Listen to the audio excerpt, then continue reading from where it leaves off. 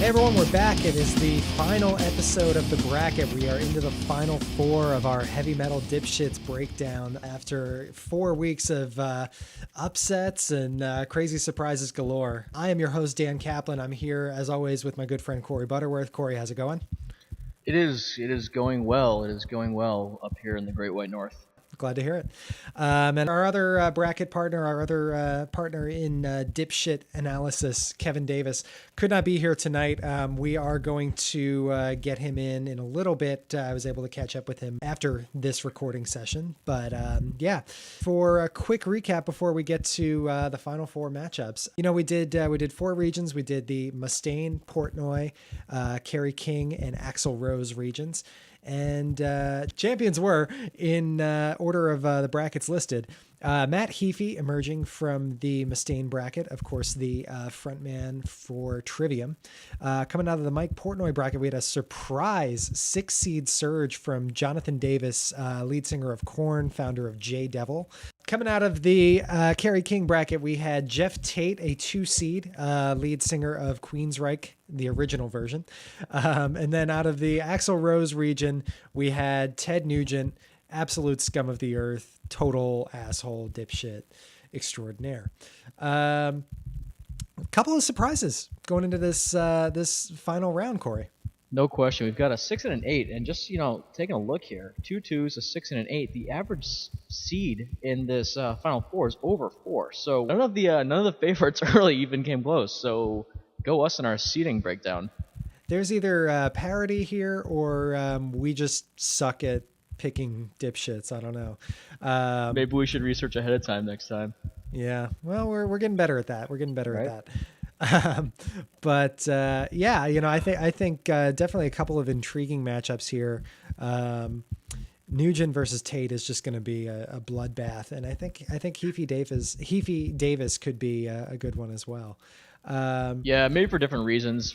For Heafy Davis, it's more kind of just like, how much shit can we throw at them because of just everything they are and everything they encompass. Tate and Nugent, they are more just like kind of bad people. So it'll be a different kind of argument. One that I'm really excited about, though, all the same. Yeah, it's a battle of two different battles: the people we dump on and the people who dump on everyone in their lives. So, well put. I guess that is dipshittery. There is no set in stone characteristics.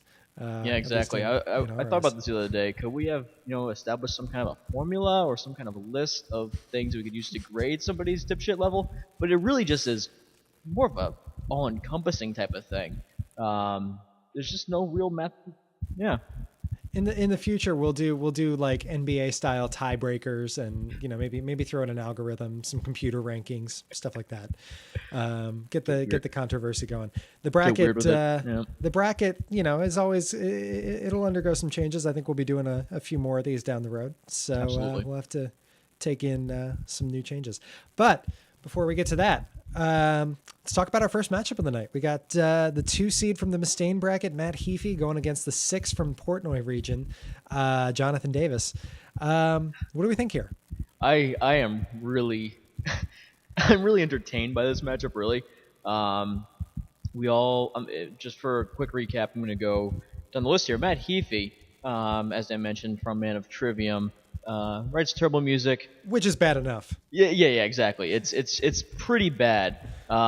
We've dug up some more stuff on him the past week. Some recent articles that came out that we'll touch on. He hasn't really contributed a lot to the world of metal. He's written a lot of bad music. His ego is just astoundingly annoying. Which again is kind of funny because he, despite having taken years of theory and years of intense guitar training, is kind of only an average guitar player, a less than average songwriter. Right, exactly. He sounds like any and every other metalcore vocalist out there. Yeah, and as you mentioned a couple of days ago, as we were kind of doing a little bit of discussion on this, he actually joined Trivium at the ripe age of 12, long before balls dropped. Funny story, balls still haven't dropped. So yeah, he joined Trivium after a couple metal guys saw him playing The Offspring's Self-Esteem at a talent show in middle school, which is kind of like, I don't know. To me, that's kind of like Drake, the rapper, trying to seem like he has street cred after playing the crippled kid on Degrassi. Like, it Yeah, doesn't really work. Like, you'll always have that in your background. exactly. Um, Also, wow, it only took 5 episodes, but we have our first hip hop reference. Actually, you know what? um, That's not true. We did just go into just last week. Actually, I don't know how I forgot about this. Brett Michaels using Lil Jon ah, on ah, his Jammin' with Friends album, that gem which of an intro that we love so much. if you guys out there haven't heard Jammin' with Friends, it's Brett Michaels' covers album, covers of largely his own catalog, with random guest performances. Lil Jon, Mark McGrath from Sugar Ray.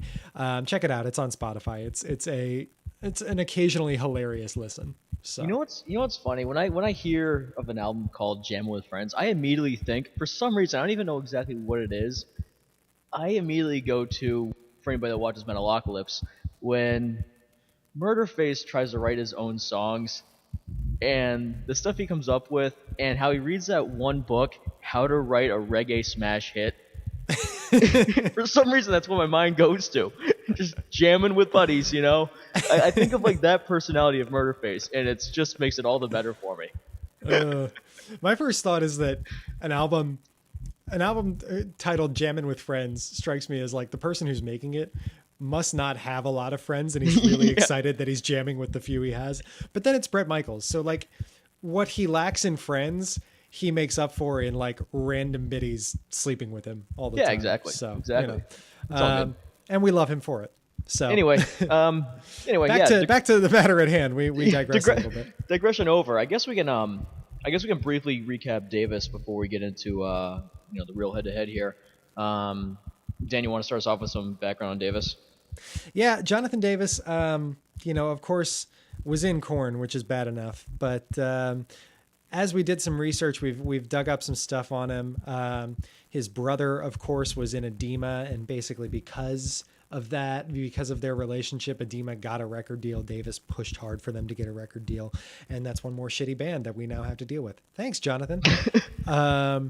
He also, in Korn's recent dubstep phase, he went so far as to claim that Korn had invented dubstep before it actually became a thing. Not sure why he's proud of this either, by the way. I know, as far as dance music goes, it's not like dubstep is top of the pile quality wise. Right. But most egregious, I think we would both agree, is his creation and involvement in the dance music side project J Devil, in which he basically does electronic music and named it after his initials plus evil, JD Yeah. plus evil. He also, it's also a self-provided nickname, which is a huge no-no. You don't give yourself a nickname; it's just something you don't do. Right. I mean, Almost as bad as KFK. Yeah, pretty much. I mean, that's what brought Kerry King to where he is today. Our bracket of dipshits. I mean, Having a region named after him in our bracket of dipshits, no less. for real though, like real talk. Anyway, he calls his mic stand the bitch. Is what's in kind Korn. of right. Yeah. What? Yeah, is Again. in Corn. Kindergarten writing KO backwards RN. I mean, Yeah. I'm pretty sure I saw that on somebody's coloring book once when I was 4. I find him a little ironic too because he kind of shits on how he was dubstep before dubstep was around, and then he's writing songs with fucking Skrillex and stuff, and this, for somebody that's trying to prove that they're always ahead of the curve or whatever he's trying to do with that statement, he's kind of just fitting the mold too much a little bit. Anyway, don't really care for Jonathan Davis. I would agree. But we were able to dig up some additional material on Mr. Heafy this week. This is what I'm really, really excited about, by the way. Matt Heafy, it was just announced earlier this week, is going to guest on a track by another one of our least favorite bands, Dragon Force. Everyone's cheesy power metal favorites. I'm pretty sure they've just written the same 10-minute long song 20 different times for their albums that have existed since became a thing. I'm not into the gimmick. I can understand if some people find it fun or catchy or are impressed by the musicianship, even though it's completely overproduced. I am not one of those people. I don't care for them. They kind of suck. And the fact that Matt Heafy managed to add another shitty band to his itinerary is just awesome for me. Just Yeah. not awesome in the sense that that's great for him. It's awesome because it just adds to the things I could hate him for. Yeah, I would agree. Heafy also we were doing some digging. Heafy also joined Korn for vocals. I guess Jonathan Davis got sick one time, and Matt Heafy replaced them. Which, I mean, shit. He's now been involved musically with Trivium and Korn. Like, So Jay Devil can't top that. I'm sorry. here's kind of how I see this. There are two bands represented in this side of the bracket in the final four: Korn and Trivium. And Matt Heafy has ties and has performed for both. Yeah. That's a big step that I don't think Jonathan Davis can overcome. Yeah. It'd be like Dream Theater and Avenged Sevenfold facing off in the band bracket. Mike Portnoy has ties to both. They can't both lose. If only they could, though. If only they could. I don't know. Is there even like really anything else on Jonathan Davis that we can really go over? I think at this point it's mostly like my general dislike for him. Yeah, I mean he's done things like he's been in Limp Bizkit music videos and stuff. He basically helped form Limp Bizkit. Right. When they were first getting started, he took them on tour, turned them into, they opened for Korn, turned them into the beast that they were for like 2 years, and that Fred Durst still thinks they are. I don't know. I think we got to go with Heafy. I mean, I do too. I just saw something on Jonathan Davis that I want to touch on. I guess back in 2012, he made a visit to the United States Armed Forces stationed over in Germany at the Rammstein Air Base. For those unaware, one of the most entertaining, if not the most entertaining metal show I've seen ever was Rammstein. And the fact that he was making an appearance at Rammstein Air Force Base in Germany actually deducts a point from his dipshittery for me. It's a weird connection that I have there, but Rammstein holds a very sincere place in my heart. That'll never be touched. That's true. We're also, I'm going to get an image up here. This is the fifth, I believe, Trivium album, In Waves. And as you'll see, the upside down scrotum. Yeah, it looks kind of like a sack with no penis attached to it. And upside down. Which is funny because that's actually kind of what Matt Heafy's whole existence is, I think. Yeah, he's an upside down single testicle with no dick. It's a weird thing to be, but he hit the nail on the head with that one. Which, you know what? Actually, full credit to Matt Heafy. He's come a long way for being a single testicle with no dick attached to it. I never thought his artwork could be so symbolic either, so I got to give him credit there too. Yeah, he has. While as I mentioned earlier, while we do have our reservations about him as a guitar player and a vocalist, I can't say I know many other single testicles with no dicks that can sing or play at a level half as good as he is. So yeah. So I think what we're saying here is Matt Heafy, also known as the single upside down testicle with no dick, moves on to the finals in this bracket. That sounds like did South Park do this at some point? Did they have a character that was a single testicle? Because this sounds like something that they had to have done. Maybe either way, I'm really happy it's a thing now because it's a really long nickname that I'm going to enjoy using going forward. If we were to abbreviate it like KFK, STWND. Oh, Matt Heafy. I hope you can hear this. I hope someone on the internet shares this with you, because A, we'll have made it, and then B, right, you'll know exactly how we feel about you. At any rate, our first Final Four matchup, I think we're both gonna go with the 2 seed Matt Heafy here, advance him to the finals. Would you agree? I don't have any votes against that. It's definitely Matt Heafy for me. Okay. Alrighty. Well, then Heafy advances, as you can see with this with our graphic here. Heafy advances into the final round. Next matchup, we've got a dandy here. I've been looking forward to this all week. We have the 8 seed coming out of the Axl Rose region, Ted Nugent, against the 2 seed from the Kerry King region, Jeff Tate from Queensryche. What do we think here? Well, I want to open this up a little bit here, starting with Jeff Tate. For those who listened, you'll be aware of what I'm talking about, but for those who haven't, Jeff Tate pretty much has a 6 minute or so, documentary on YouTube about himself and reasons why we should all fluff him. That's correct. The GT EPK electronic press kit. I typically bands make EPKs, not like members of bands. Which again, hey Jeff Tate. But the GT EPK, as he called it, is available on YouTube. I'm going to have the graphic up here on the screen in just a minute, where you can access it. It's basically, it plays like a 6-minute announcement of, hey guys, here's why you should like me. What's funny is, though, it's about 3 minutes of, hey guys, here's a video of why you should love me, and then 3 more minutes of, hey guys, here's an essay on why you should love me. Here's an essay of all the things I just talked about, but in written form. Pretty much. And the sad part is, too, I say sad, and I actually, I mean sad. No, there's nothing about it that's not sad. Let's be honest here. Yeah, I don't know why I stopped myself there. That makes no sense. When we previously discussed Jeff Tate and had him going through in, what was it, the Kerry King bracket, I believe,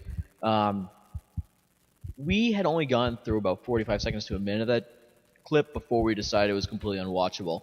Dan and I had the displeasure of watching the rest of it this past week, and it pretty much just enforced what the conclusion we already had come to. He, aside from his essay and aside from 3 minutes of him being awesome, he basically just, what he really wants to talk about is how much of a badass he is, how much of a hardcore lifestyle he leads. And the main 3 things he talked about were obviously Queensryche and whatever, how he's, the original voice. He then went on to talk about how he owns a winery, which, I don't know, that seems a little... Insanium wine.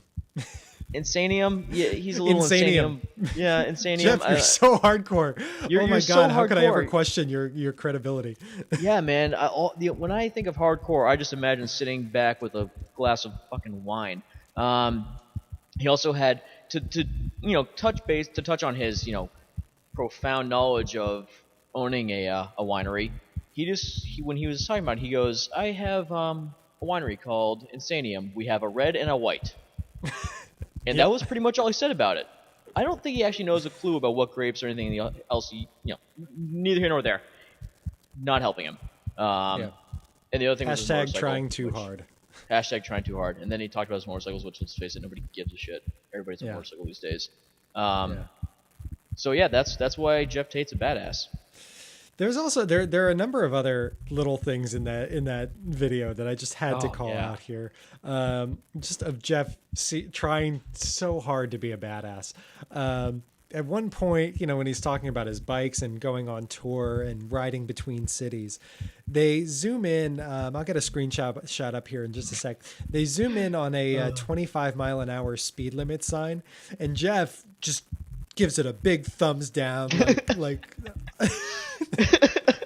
there it is. This is just bad.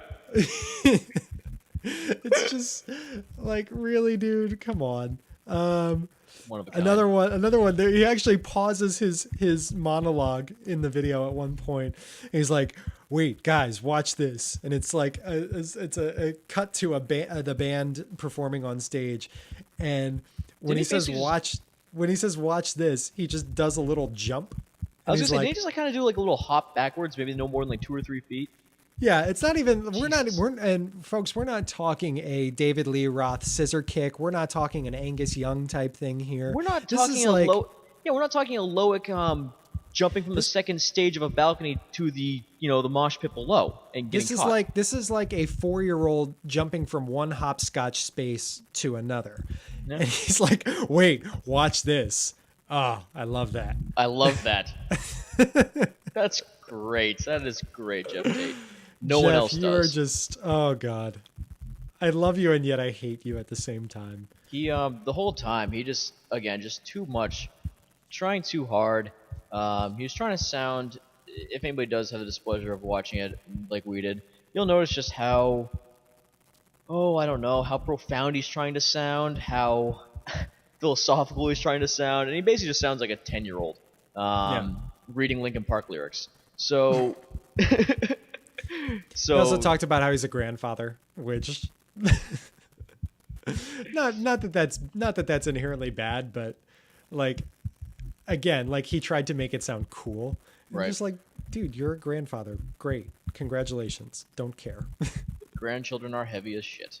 Well, that's a lot on Jeff Tate. I mean, we can obviously touch on the other small stuff I say, and not most serious tone that he's done. Spitting on drummers, walking out on a crowd because he wasn't getting the reception he wanted. Just really douchebag stuff. Splitting Queensryche into two bands. Right. All things we've talked about. But again, we have to bring up this point, and this was the reason why we saw such a surge out of Ted Nugent, I guess in the Axl Rose region last week. Correct. No matter what Jeff Tate does, his dipshittery really is tied to his music and to people involved with his music and just the different like ancillary, connected parts of his music career. Ted Nugent, on the other hand, where do we begin? Wow. I mean, he's dealing with stuff that real world issues, and he actually has a good degree of influence among voting members of our society, which is kind of bad. I mean, we don't like when these people bring their politics into it to begin with, but right. He just takes it to extremes. It's actually really, really bad, and I do mean that in all seriousness. He it's not a joke. He's not just some low key musician just running his mouth without a whole lot of response. This guy reaches people and he infects people. As Dan said, he touches people that cast votes in this country. He's racist. He's sexist. He is a right-wing extremist, anti-animal rights. Dodged Vietnam by shitting in his own pants and not wiping it up for a week at a time. Yeah. What else do we have? Adopted a 17-year-old girl so that he could bang her. Yeah, we need to touch on that in some fairly in some pretty decent detail. So he this was back in '78. He began a relationship with a 17-year-old Hawaiian native.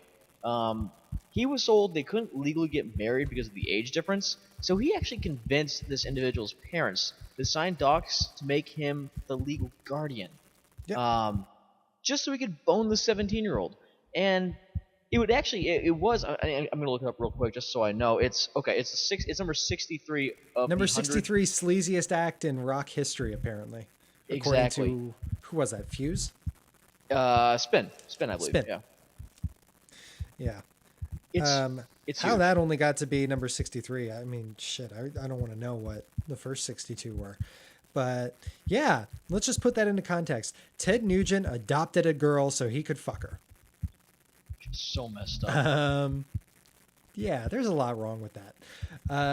There's also, I mean, he's taken to Twitter, which his Twitter is just a goldmine of dipshit material, frankly. He's called Obama a subhuman mongrel. He has, God, where else do we go from there? He sent out a series of tweets after the 2012 election results came in, comparing Obama's supporters to varmint and just all this nonsense about destroying America and blah blah blah blah blah, and pimps and thieves and hookers and stuff like that. That these are people who would vote for Obama. Told people that an animal rights activist should be clubbed on the head. I mean, if you've listened to our previous episodes, you've heard all this before. The Axl Rose region was just recorded last week. We go into a lot more detail there, but suffice it to say, Nugent's damage ceiling is much higher. Oh, it's so high. And the thing, what's funny too is, and I want to bring this up because I just find it so entertaining. The Texas town, right? Texas town. that paid over Yes, Texas. paid over $16,000 so that he would not make an appearance in their town. Correct. Over $16,000. And you know what's funny? He called that mayor racist because of it. And I'm kind of like, again, sir, you're sounding, you sound ignorant. You sound absolutely moronic, because the fact of the matter is he's paying a lot of money to keep a racist out of his town, and for that you're calling him a racist. Yeah, I just don't think Ted Nugent knows what the word racist means. That's the conclusion. He doesn't know what a lot of words mean. That's the conclusion I'm gonna draw from that. Yeah, as much as I hate Jeff Tate and as much as I love to hate Jeff Tate, I hate to hate Nugent. Yeah, Nugent just runs circles around him. So even with that 6-minute documentary, God, could you imagine if Ted Nugent made a 6-minute documentary about self-touch? Like, oh, good boy. Lord. Oh boy. Yeah. No, I mean Jeff Tate, he's a dipshit, but it's more of like I love to hate him because he's just an idiot, and he just trying so hard. It's almost like I feel bad for him. Ted Nugent, I feel bad for everybody that's alive because he exists. Yeah. Yeah. So I'm going to say I think we don't really have any choice but to advance Ted Nugent from this matchup. Yeah, I don't think it's that close, unfortunately. Yeah.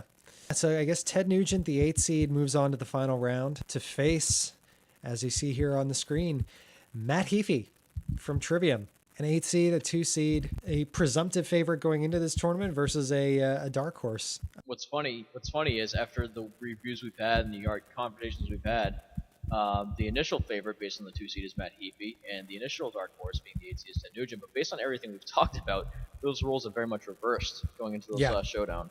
Oh, there's no doubt. Yeah, it's like we said last week. Anyone who goes up against Ted Nugent is going to be a douchebag musically, but Ted Nugent has real world know-how in the dipshit category, I guess. Ted Nugent is a douchebag lifically. I'm going to use that for the second time in a row. I don't care. It might be one of the better words we've ever conceived. And we've come up with a lot of good idioms in our Alpha Sigma Satan time. Remember, kids, don't be dipshits lifically. Musically is okay. But I really just, Dragon Force, scrotum album cover, lack of talent, but no, this is honestly kind of serious. Like, Ted Nugent is a terrible human being.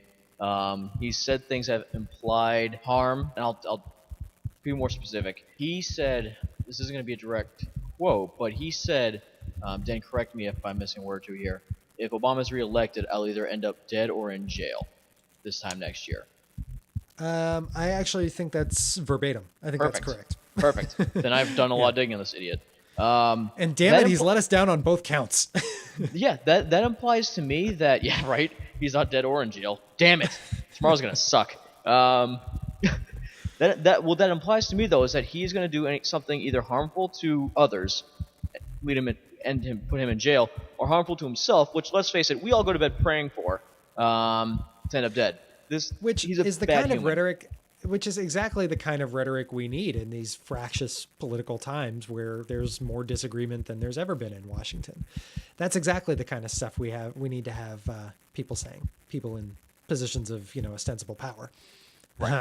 Right. We want people to think and to use their minds to make decisions, and this guy's just so far in one direction that he's completely, I don't know, Dan. I don't even really want to. I don't think there's really anything more to say. From the bottom of the barrel to the top of the heap, Ted Nugent, Matt Heafy. As much as we hate you, you're not even going to come close to Ted Nugent. The 8 seed prevails.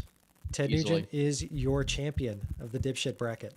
The Nuge is the biggest dipshit in this bracket, and he's one of the bigger dipshits I've ever. And a serious contender for in the world. Yeah. Let's be honest. Yeah. Ted Nugent, if you ever listen to this, I really hate you, and I hope to God that somebody sews your mouth shut someday. I think the ideal punishment for Ted Nugent at this point, just for his existence, would be guest starring role on like the real life, if there is a real life human centipede. Oh yeah, no, I was gonna say the best thing for him to be. As soon as I said "so his mouth shut," I was like, he could really be in the Human Donut or something. Yeah. It would be the best. Yeah. Just No, just he have someone shit into his mouth as much shit as he I was gonna say spews role out. reversal. He wants to throw shit at people, spew shit from his mouth every day of his life. A little bit of medicine back at him. Corey, let's tell the audience how we really feel about Ted Nugent. I'm still working on it, trying to find the right description. Well, anyway, in less frustrating bracket discussions, Final Four this weekend. What's that? I said Final Four this weekend. Who are you thinking? Ooh, I hate Kentucky, and I hate UConn. So I'm going Florida, Wisconsin, and I think Florida's going to win it all. They're a good team. I hope they do. I don't want UConn to win it again. Kentucky, I mean, I don't like them, but I'm if they're going to win it this year, I'm more okay with that than when they won it a couple years ago when they were just the runaway favorites and they had all those freshmen and bullshit. Yeah. I wouldn't mind seeing Wisconsin win, to be honest with you, just because nobody's really talking about them a ton. And they're always contenders. They're always in there. They're always the quiet contenders. I mean, there's contenders like us, Syracuse, who make a lot of noise early in the season, then fall on their faces every year come March. Wisconsin kind of flies under the radar a little bit, and the next thing you know, they're in the Elite Eight, Final Four again. Yeah. So I hope for Bo Ryan, for their coach. I mean, he's definitely earned it too. So for sure. We'll see. It's so hard to root against Billy Donovan though. Yeah. Like what he has Florida doing. I mean, they've been lights out. And they've been lights out for years, so he's got a good thing going. It's not like John Calipari, let's be shady and promise these kids NBA after a year type of thing. So I give him some credit. I really do. Yeah. Well, anyway, what better way to follow a sports conversation than getting back into our dipshit bracket with the contribution of our good friend Kevin Davis. As I mentioned before, Kevin could not be here when we initially recorded this, but I was able to chat with him the next night and see what he had to say on this matchup. Take a listen. Hey everyone, welcome back to the bracket. It's April 3rd. I am your host, Dan Kaplan, and we are here with my good friend Kevin Davis for the Final Four of the bracket. Kevin, how you doing? Doing all right. How you doing? Good. As you all know, we Corey and I recorded our portion of the Final Four last night. We came out with an interesting, though not entirely unexpected, conclusion. We have Kevin in now that he's free, and Kevin, we just want to get your take. What do you think of this Final Four? Just taking a quick look at it. As much as I want Tate to go all the way because of that documentary, I don't foresee it happening because there's Ted Nugent. It's going to be tough. I mean, that's going to be a good, Corey and I, when we were talking about it, it was a pretty intense matchup. And we did bring in a number of talking points from the documentary, but, we will see. I'm here. I'm all ears for your picks at this point. Ours have been decided. So why don't we get right into it? Why don't we start with the 2-6 on the left hand side of the bracket? Matt Heafy, champion of the Dave Mustaine region, and Jonathan Davis, the 6th seed from the Mike Portnoy region. Who do you have here? That's a tough one. That's a tough one. As much as I want to go with J-Devil, really want to go with J-Devil for the obvious reasons of bitch and J-Devil. Right. Being the main things. I was doing the math earlier in my head, and his dipshit to age ratio is pretty on point for his age. He's acquired the dipshittery in a very rational, linear way.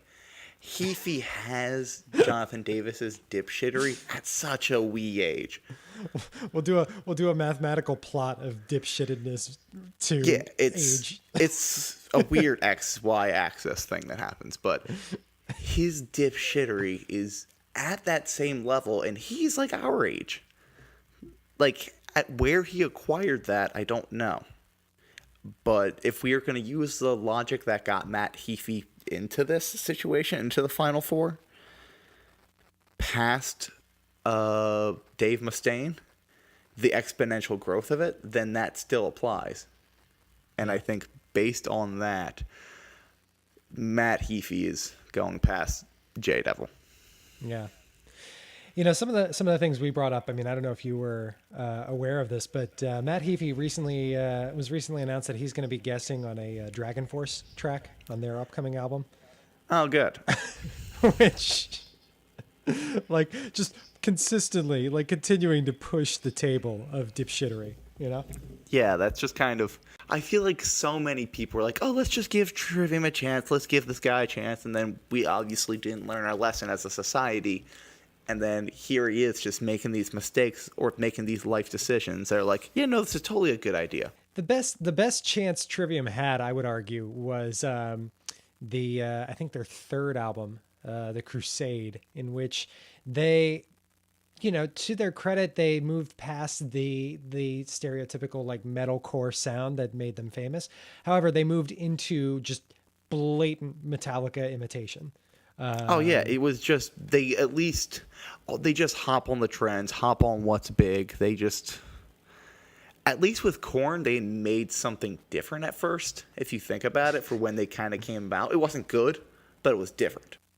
Yeah, still shitty, but it was shitty but different. You know, it was a different kind of shitty we weren't used to, and in a way that's a little respectable. It's the same way Yoko Ono has paintings in a museum. They're shitty, and they're terrible. And they're bad, but no one has the balls to do it. Very true.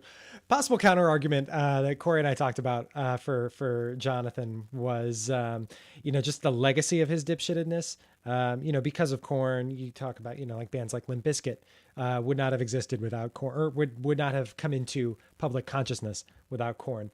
Bands like Edema, whose lead singer is Jonathan Davis's half brother, would not have become big without Korn's influence.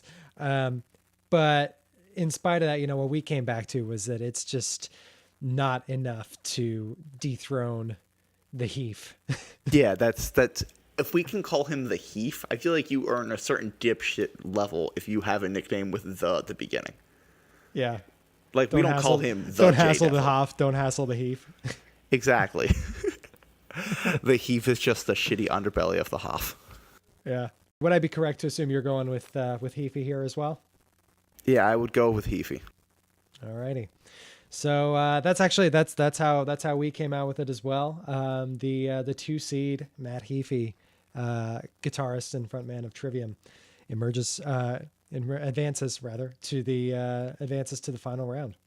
Going on the other side of the bracket, we got an 8 and a 2. Ted Nugent, popular solo artist, popular total asshole, and Jeff Tate, frontman from Queensryche, producer of the documentary that should not be. What do you think here? This was our marquee matchup, I think. Yeah, I really want to hate on Tate, like, a lot. Like, because, like I kept mentioning, there's so many minutes left of that documentary, and 3 minutes feels like an eternity in that thing. Did you? And keep in mind, I've only gotten through 40 seconds. I was gonna say you didn't watch the whole thing. No, I didn't. Corey and I did some research. We actually, you know, we suffered through it for journalism, and what's funny is like the first 3.5 minutes of it are, you know, Jeff Tate playing self-touch on camera, and then the last 2.5 minutes are Jeff Tate playing self-touch in essay form. He basically like rehashes with like scrolling, almost Star Wars-esque scrolling words up the screen. He basically rehashes everything he already said was so awesome about himself in this giant, like, well-worded essay. This like blatant self-masturbatory thing. It's self-masturbatory, but at the same time, no one's life is in danger because of Jeff Tate. No one's correct. Mind is completely fucked because of the words of Jeff Tate. With Ted Nugent, you can make the argument that the shit he spews is a detriment to society. Yes, absolutely. And I think when it comes to the greater good of people, I'd rather have one dude who just jacks off to himself in the mirror versus another dude who's just corrupting lesser-minded folk. Yeah. No, I would agree with you. I would agree with you on that. If you get a chance, though, I mean, I don't think it'll save him. If you get a chance, I would wholly recommend watching the Jeff Tate documentary. There are so many little tidbits in that you'll see that are just absolute delights of dipshittedness. Is there any way to make it into a drinking game? I feel like there has to be. It has to be like the Zach Wild drinking game. If every time there's a pinch harmonic drink, like every time Jeff Tate wanks it, emotionally. It's like, we'll have to do it like Pearson's drinking game. The drink every time Chris Tucker's black. We'll have to do. I came up with that drinking game first and foremost. That was you, okay? Yeah, he took it. I thought that was Pearson. No, I came up with that, and he loved it so much that he took that ball and he ran down to Motown with it. Well, we'll have to do it the same way. We'll do drink every time Jeff Tate's a dipshit.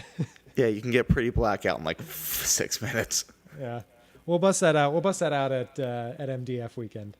Exactly. That'll be Saturday activities. Yes, it will be Saturday. Yeah. So anyway, my vote for that would have to be Ted Nugent based on what, like, because being a dipshit's all fun and games, being a self-obsessed asshole only really affects you. Maybe to a smaller extent your audience, and little things. But to affect bigger picture stuff, that's a true level of dipshit. Yeah.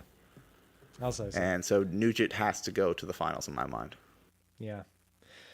I mean, Corey and I agreed completely on that. We put Nugent, we put the 8 seed through to face the Heath in the final round. That's impressive. It was kind of a foregone conclusion. But amazing that an 8 seed, amazing like how little research we did going in that Nugent would somehow be an 8 seed. But at any rate, Nuge, the 8th seed, moving on. So our final matchup, in your eyes, we have the number 2 Matt Heafy, the number 8 Ted Nugent. Anything change here, or? It's tough. It really is tough. Like, because on one hand, you have the dipshit whose dipshittery is very much in the realm of the political. And then you have the other whose dipshittery is similar to Tate's, but in a way preachier. Like, Jeff Tate's very much like, I'm Jeff Tate, look at me wanking it. And that's Jeff Tate. Granted, he can show off the very only original self-centered voice.